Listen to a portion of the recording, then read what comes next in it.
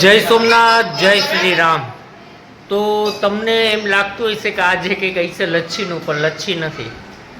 હવે કાલથી છોકરાઓની સ્કૂલ તો હજી 10 દિવસ લંબાઈ ગયા, પણ હવે કાલથી છોકરાઓના થાય ટ્યુશન ચાલુ. અને છોકરાઓએ અત્યાર લગી મોજ મસ્તી કરી એટલે ગભરામણ ચાલુ થઈ ગઈ.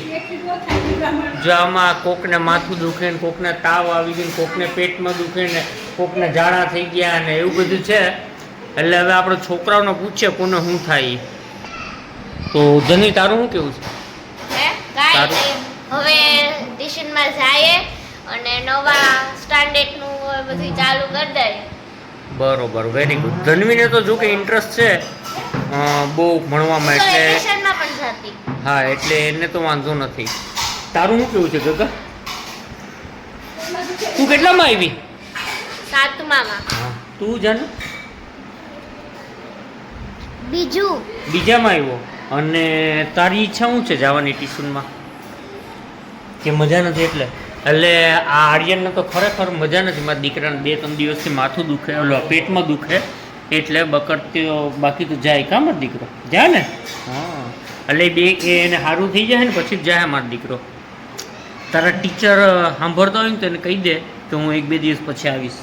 1-2 દિવસ પછી આવીશ. મને આગળ જરીક તબિયત બરાબર નથી.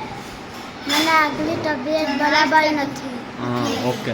હા ભાઈ, હું કહીશ તું નંદા? હા. તો નંદો હવે હિન્દી ને ગુજરાતી ને ઇંગ્લિશમાં જ વાત કરશે.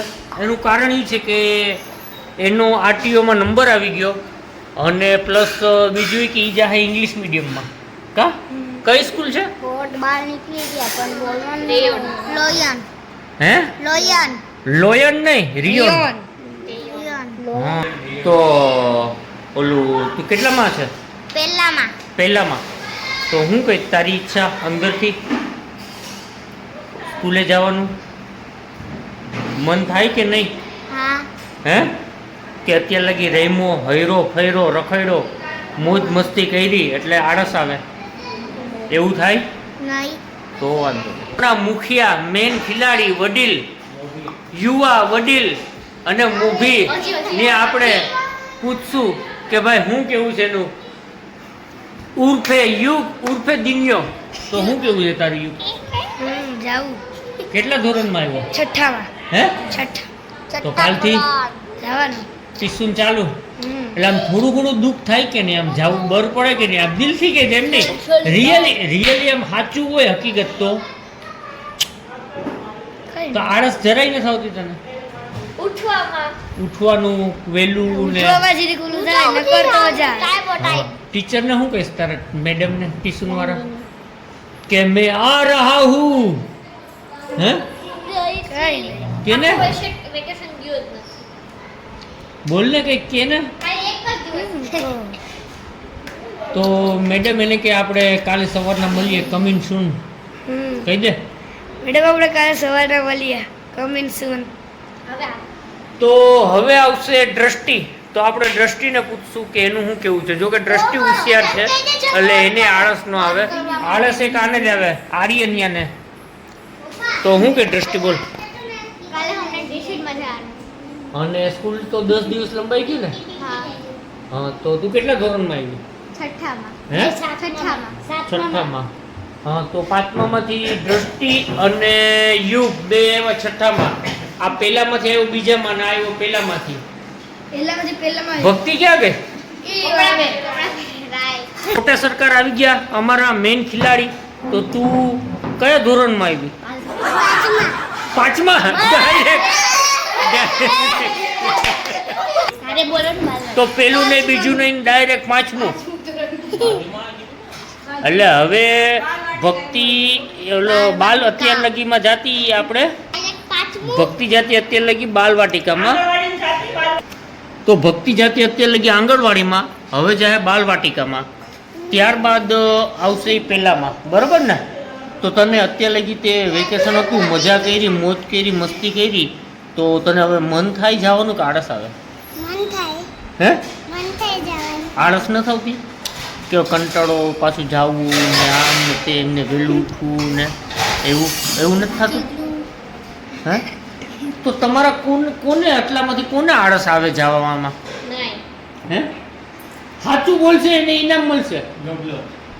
સાચું બોલશે ને, જે પણ સાચું બોલશે ને એને ઇનામ મળશે. 1 2 3 કોને? તને આળસ આવે? તો હવે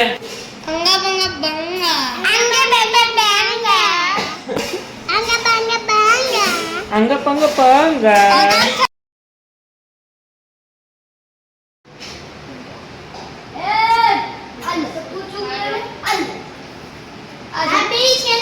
તો આ જો ડખો ચાલુ થઈ ગયો.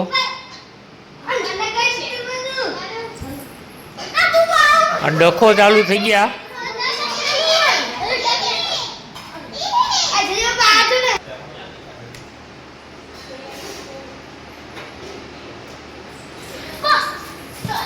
ચાલો કરો ભાઈ. તું આવી, તું આવી. હે? છોડાવા કોને બચાવવા? તું બે માંથી કોની પોલી છે? કોને બચાવીશ બે માંથી? કોને? દ્રષ્ટિને?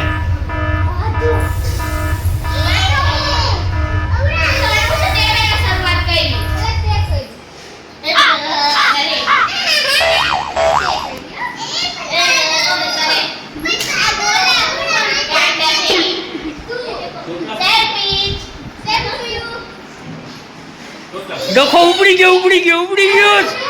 ધૂમ ભગમ ભગમ.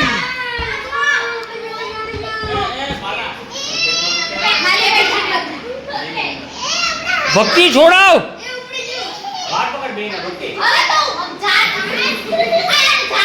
ધીરે ધીરે.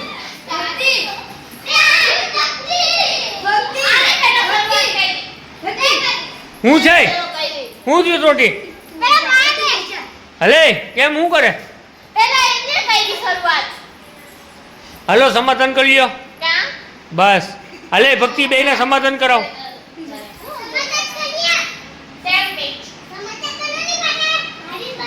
બેને મારી એ